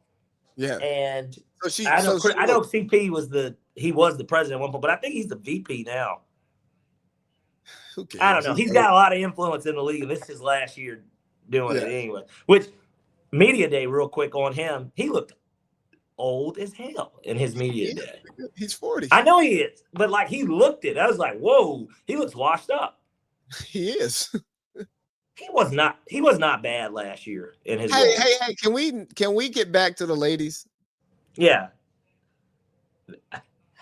How misogynistic of me to bring up men in a women's conversation. Yeah, I mean, you're the pig here. Sure. That's why Wayne said what he said, because I'm the pig. Smells like bacon over there, Lee. But no, I mean, at the end of the day, I just see it this way. I think that they will ultimately, I don't know. I'm curious as to what number they're bringing to the table and what they're saying now. My thought is with the commissioner, which is why I brought up her background with Deloitte. She knows something. She knows something, damn it. Like, I know that she does. It's not just the $40 million loss, because I get it. Everybody's like, stop talking about the profit. Let's talk about the revenue. And it's just kind of like, again, most people don't know what a balance sheet looks like and how you balance it out. And paying them more money doesn't necessarily balance that out. But then again, the amount of money that they're bringing in, I'm sure that they will make a profit. But the WNBA probably looks at it as, we have to get back all the money we've lost. You guys are the straw that's going to stir the drink to where that next generation of player is going to be the one that reaps the benefits. You guys are going to make a little bit more, but don't expect, like, Asia Wilson should not be expecting to sign a 5-year, $25 million contract is the way I kind of look at it. Well, like that doesn't need to be expected. But let's get back to the commissioner real quick, Parlay Pete, because you talked about a balance sheet, and the quickest way to increase your profit is to cut costs. Correct. And if she created that 15% increase in profit at Deloitte, she was gutting shit. She had to have been. And I can understand why the WNBA players don't want her to be leading the negotiations against them for the new collective bargaining agreement and trying to use information to get us out of there, get them out of there, or get her out of there, because she's trying to cut costs. And she's not wrong and she's not right in what she said about Caitlin Clark, right? Caitlin Clark has brought more money to the WNBA than Caitlin Clark has received from the WNBA. I believe that wholesale. But Caitlin Clark does not have that earning ability once she leaves college. Yeah. So this lady is just looking at business. It's like, you know what? You guys have to come here to make all of that other money. So I don't give a fuck about that popularity. This is the X's and the O's of it. And if we look at it and we take emotion out, she's probably right. That's what I'm saying. And that's why I had to look up her background, because I was curious. I'm like, who is this lady and how does she get in that position? I'm like, oh, shit. She left Deloitte to take this job. Hey, and you got to think that she's taking a pay cut to lead the WNBA over being the CEO of Deloitte. Yeah. I would imagine that she's taking a pay cut to a degree. Probably. But hey, Pete, we got to think about this. And I want to make this very clear for the audience.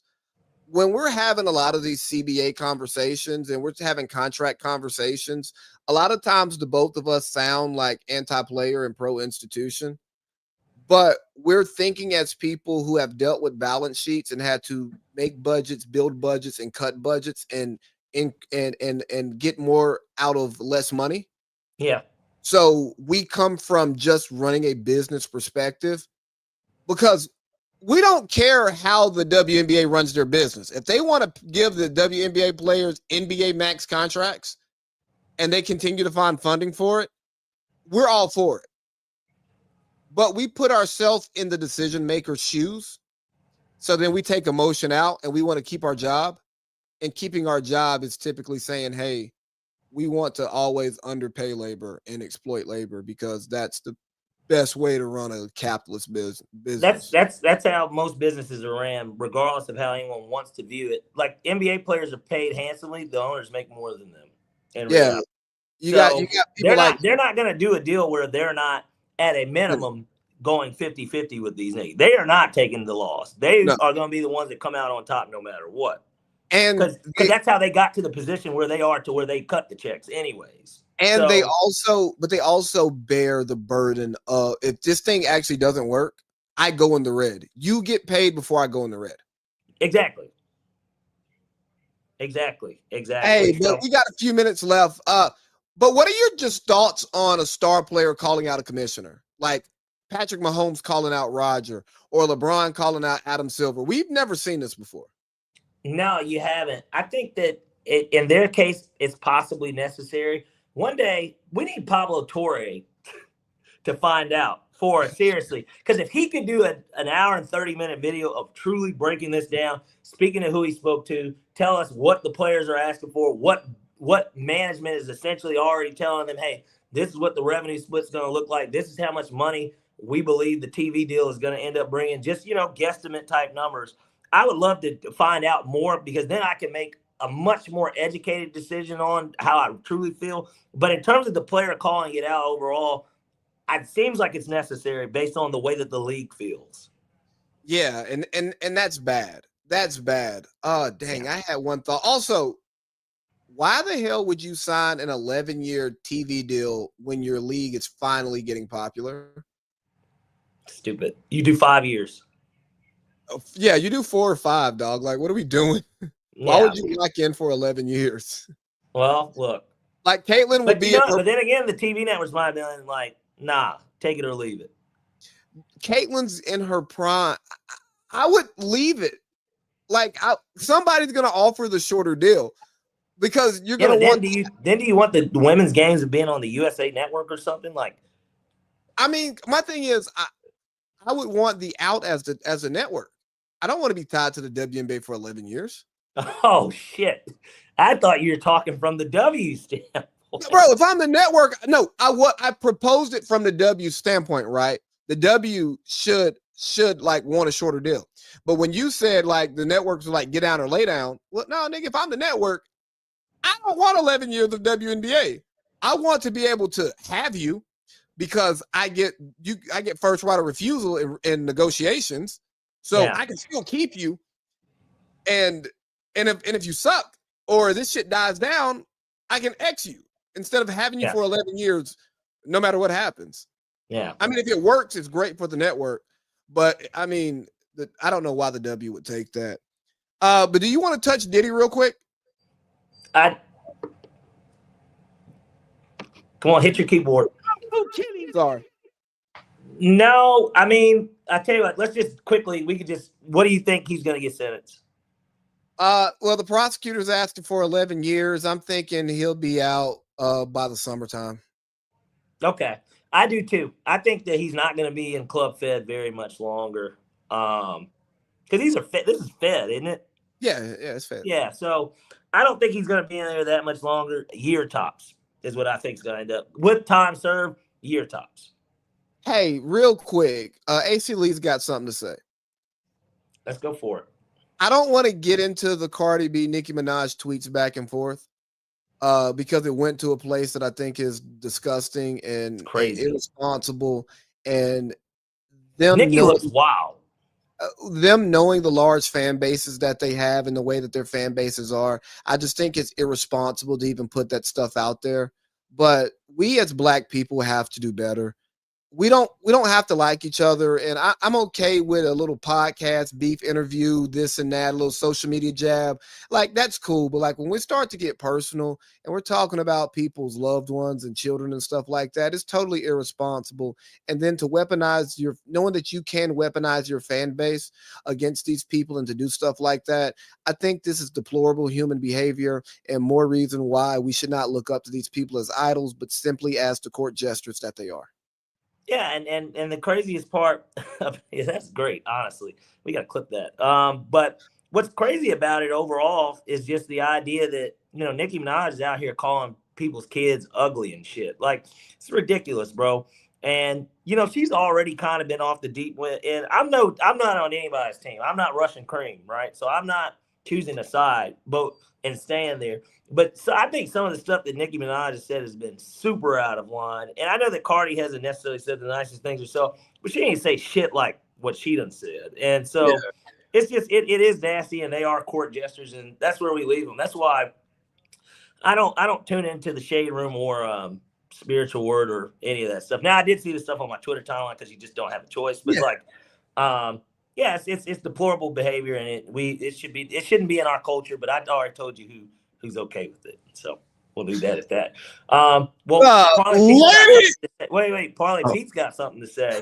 Oh shit, my bad. To get to it, longtime Braves manager Brian Snicker, 49 years in the organization, has officially stepped down today to become a senior advisor for the team. Well done, Snit. Well done. 8 years as manager, 7 playoff appearances, 6 titles, 1 World Series. Thank you, Snit. Yeah, thank you. And thank you for leaving gracefully when the time was right. Yep. That's a big thing that a lot of gonna be a hot job too, by the way. Yeah. Hey. Come on over, baby. Are we ready for some picks? I think we are ready for some picks. All right. Ladies and gentlemen, it is time for Parlay P's College Football 6-pack. 666. All right, let's go ahead and bring it up. Hold on. That's what I was trying to do this entire time. I was literally sitting here. I was like, damn, I got to get these picks together. But all right, let's start off with the first one. Look at this, man. Your damn camera thing. All right, let's start off with the first one. We got Mississippi State at Texas A&M. I like Texas A&M minus 13.5. 12th man shows up. Mississippi State, not that good of a team, and certainly not on the road. Next, we got Minnesota at Ohio State. Ohio State comes off a big cover against Washington a week ago at home against the Minnesota team that can't score. Yeah, we're going to take all the points here. Let's get Ohio State minus 23.5. Next, we got Tulsa at Memphis. Tulsa, they beat Oklahoma State. Memphis is not Oklahoma State. Games at Memphis. I like Memphis minus 19.5 here. Next, Penn State at UCLA. We all know how bad UCLA is. Penn State coming off of a tough loss at home. I think they exercise demons against a ship that's just fucking falling, it's sinking right now in UCLA. So let's get Penn State minus 23.5. Next, we got Vandy at Alabama, maybe the most entertaining game of the week. I like the over here. I like over 54.5. I think that Diego Pavia puts up points, and I think that Alabama puts up points. I expect a high-scoring affair. And then finally, we got Kentucky at Georgia. We're going to take under 49.5. Normally, these games are always defensive, whether the game's in Athens or in Lexington. I think the 49.5 and the under is a good play. All right, Parlay P. I was doing so much I didn't get to write all the picks down, but I did get my pick for Leagues 3 from your college football picks. All right, let's get into that to the main pie here, huh? Ladies and gentlemen, it is time for Parlay P's NFL 666. So we got we'll start off with the Monday nighter, crazy enough here. Kansas City Chiefs at Jacksonville Jaguars. Love over 44.5. I expect there to be some points scored in this game because of the factor that it's two offensive coaches, and I think this is going to be a big juice game for Jacksonville to where they're going to be able to put up points and Kansas City's going to have to chase them. Let's take over 44.5 in the Monday nighter. Next, we got the New England Patriots at the Buffalo Bills on Sunday night. I like the Bills minus 7.5. I think this is a weird spread. I don't think the Patriots are very good. I think that they just played the Carolina Panthers. We'll take the Bills minus 7.5. Next, upset alert. Woo, woo, woo, woo. We're going to go ahead and take the Denver Broncos at the Philadelphia Eagles. I like the Broncos on the money line. I think it's time for Philly to lose the game. 0 for 8. The second half is very concerning. Jalen Hurts, that's a good defense you're playing against. Let me get Sean Payton. Next, we got the Miami Dolphins at the Carolina Panthers. I've been talking about my disdain for the Panthers this entire show. Give me the Dolphins on the money line, even without Tyreek Hill. I think that they win this game. Next, we got the Raiders at the Colts. Another smelly team, the Raiders. I think the Colts are for real. Let's take the Colts minus 6.5. I expect them to cover this game at home. And then finally, we got the Dallas Cowboys at the New York Jets. Over 46.5. That Cowboys defense is atrocious. Jets defense isn't that much better. Jets have actually covered 3 out of the last 4 times. I like the over there. All righty. So we've got Chiefs and Jags over 44.5. Yep. Bills minus 7.5. Yep. Broncos on the money line. Yep. Upset of the week. Dolphins on the money line. Yes. Colts minus 6.5. Yep. Cowboys and Jets over 45.5. 46.5. Excuse me, over 46.5. Yeah. You like it. I love it. And when you love it, that means it's time for League 3. League 3. All right, so for League 3 this week, I'm going to take that Bama at Vandy over. I think we're going to get some points there. Yeah. I like that one. You know what? That Bills-Patriots line is funky. And I know that 7.5 may be the hook there, but give me the Bills minus 7.5. Yeah. And then finally, give me the Colts minus 6.5. I like the Colts to win by a touchdown. Yeah. The Raiders are a pretty shitty team. Yeah, they're not good at football, and Geno Smith has not played. He's regressed. Yeah, and he looks like Jets Geno. Right, and the Colts are playing at home too. Yeah. You got anything else for us, Parlay Pete, as we get out of here for this last minute? No, I think we already did what we had to say. I tell you what, one last thing. I know that there may not be a lot of people here that watch baseball, but just to give out a little prediction here, just so I can say you heard it here first. I think that we're going to get a Phillies-Mariners World Series with the Mariners winning the World Series this year and Cal Raleigh winning MVP. Hey, shout out to you, Parlay Pete. I haven't watched enough baseball to say anything educated. Thanks. Hey, man. Thanks. Let's have a good week, dog. I'll holler at you. All right, brother. Take care. Yep. Hey, like, share, subscribe, all of that, guys. Yes.